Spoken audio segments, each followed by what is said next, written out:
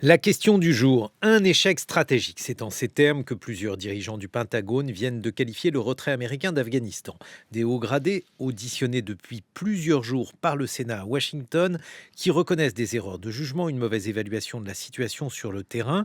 Ils estiment aussi que leurs recommandations n'ont pas toujours été suivies des faits. Bonjour Elie Tenenbaum. Bonjour.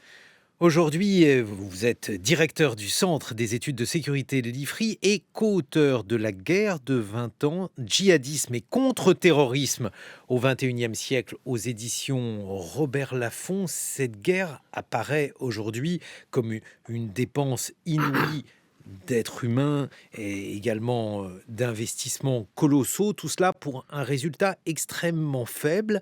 Est-ce que l'on est capable de pointer de manière précise les erreurs commises ? Oui, alors il y a plusieurs facteurs qui contribuent effectivement à cet échec colossal de 2 décennies d'investissement, de mort et de destruction. Mais je pense qu'un point important à garder en tête, c'est que finalement, justement, il n'y a pas eu 20 ans de guerre en Afghanistan, il y a eu 20 fois une année de guerre en Afghanistan ou 40 fois 6 mois de guerre en Afghanistan. En Qu'est-ce que vous fait, voulez c'est une dire ? guerre qui a été conduite en permanence sous la pression du résultat rapide, sous une impatience politique considérable. Dès 2001, finalement, George W. Bush, qui avait ouvert le théâtre après les attentats du 11 septembre, n'avait de cesse de dire il est urgent de tourner la page pour passer à autre chose. À l'époque, il s'agissait de continuer la guerre contre le terrorisme en Irak. Mais finalement, à chaque fois, quand on regarde un petit peu l'histoire de cette guerre américaine en partie et en majorité menée en Afghanistan, eh bien, on voit qu'il y a un saucissonnage de la stratégie. Et si les Américains étaient partis d'emblée sur l'idée qu'ils y étaient pour 20 ans, on ne serait certainement pas arrivé au même résultat. Et je pense que c'est une clé de lecture importante pour comprendre la myopie, d'une certaine manière, l'absence de vision de long terme. Alors, la nouveauté, la véritable information, Elie Tenenbaum, c'est qu'aujourd'hui, cet échec est pratiquement officiel, puisqu'il y a ce rapport.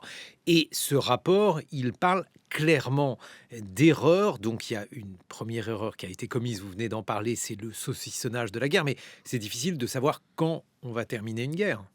Oui, c'est difficile, mais en même temps, si vous savez que finalement vous avez une tâche considérable qui est celle de la stabilisation et de la reconstruction d'un État entièrement détruit déjà par 20 ans de guerre au moment où les Américains arrivent en 2001, on sait qu'on en a pour longtemps. Et l'objectif fixé ne doit pas être un objectif justement en termes de date. Et ça fait partie des éléments qui sont reprochés par le général Milley, le chef d'état-major des armées, aux politiques au sens large du point de vue américain, qu'il s'agisse de Donald Trump, de Joe Biden ou de ses prédécesseurs. Mais que vous dites, ben voilà, il ne s'agit pas de sortir à une date précise, mais de sortir quand on aura un état final recherché qui sera obtenu. Et cet état, c'est une forme de stabilisation de l'état afghan qu'on aura reconstruit. Eh bien, c'est ça qui est la démarche à adopter au sens stratégique. Et finalement, l'impatience du politique a empêché d'y parvenir. Quelle est la part de responsabilité de Donald Trump dans cet échec, puisque on l'accuse à tort ou à raison d'avoir eu une gestion erratique d'un grand nombre d'affaires dans le domaine de cette guerre d'Afghanistan. Donald Trump arrive évidemment déjà en bout d'un processus après que Barack Obama lui-même ait retiré en fait le gros des troupes sous son propre mandat. Donald Trump était un opposant notoire à la guerre en Afghanistan, un sceptique sur la présence militaire en Afghanistan. Il est celui qui a fait signer l'accord de Doha, l'accord de paix avec les talibans. Un mauvais accord. Un accord qui finalement portait déjà en germe l'échec qu'on a eu, auquel on a assisté cet été.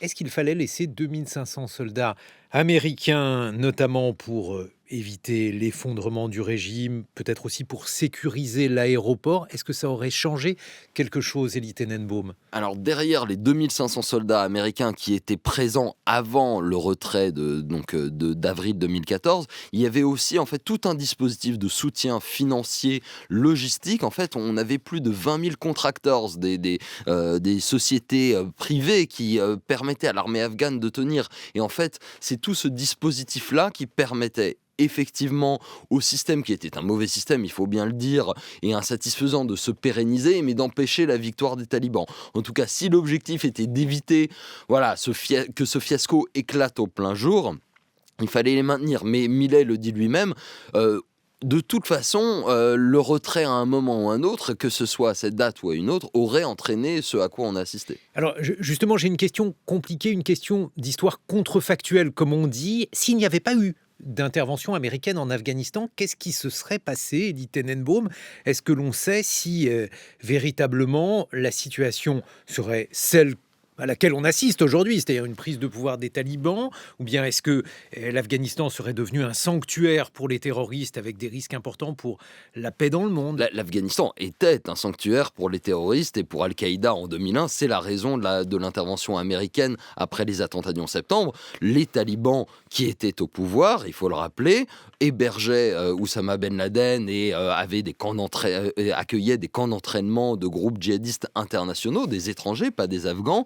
Et donc, voilà, aucune réaction de la part des États-Unis ou de la communauté internationale aurait permis de faire persister ce sanctuaire. Donc, est-ce que, à cet égard, c'est au moins une possibilité, en tout cas un argument qui peut être invoqué par ceux qui voulaient la guerre en 2001, en disant voilà, aujourd'hui, certes, il y a la débâcle, mais si nous n'étions pas intervenus, la situation mondiale serait pire encore. Absolument, et c'est la base même de l'idée de l'accord de Doha, que de dire qu'il y avait désormais une distinction qui pouvait être opérée, qui n'existait pas en 2001, entre les talibans et Al-Qaïda, parce que la situation a changé depuis, et les talibans se sont engagés. Alors ensuite, on peut discuter de l'honnêteté de cet engagement, et comment ça sera mené à bien dans les semaines à années à venir du côté du régime de Kaboul, du nouveau régime de Kaboul, sur cette distinction. Mais en tout cas, ce qui est sûr, c'est que les talibans sont de retour au pouvoir, mais Al-Qaïda n'est plus dans la situation dans laquelle elle était en Afghanistan en 2001, avec ce sanctuaire. Et alors, si on fait preuve d'un cynisme épouvantable, mais parfois en relations internationales, c'est ce qui prévaut, Elie Tenenbaum, est-ce qu'on ne peut pas dire que les talibans sont en train de terminer le travail, c'est-à-dire que eux vont s'attaquer à Al-Qaïda et à Daesh, et finalement, même si la population afghane est soumise à un sort épouvantable, eh bien, il y aura moins de risques terroristes pour nous occidentaux? Il est clair que du point de vue de la pure sécurité, des intérêts de sécurité des États-Unis et même des Occidentaux, en tout cas vis-à-vis de la menace de l'État islamique, la prise de pouvoir des talibans ne représente pas une menace immédiate. Vis-à-vis d'Al-Qaïda, je serais quand même beaucoup plus modéré, puisque l'alliance historique entre Al-Qaïda et les talibans a certes été un petit peu mise à mal par ces années de négociations et puis des tensions qui ont pu exister entre les groupes, mais il reste des liens extrêmement forts, des alliances matrimoniales, d'une fraternité d'armes, qui fait que il faut être extrêmement prudent et suspicieux, si je puis dire, sur le maintien de ces liens. Elie Tenenbaum, comme je l'ai dit, vous venez de publier La guerre de 20 ans, djihadisme et contre-terrorisme au XXIe siècle. C'est aux éditions Robert Laffont. Il est 7h23 sur France Culture.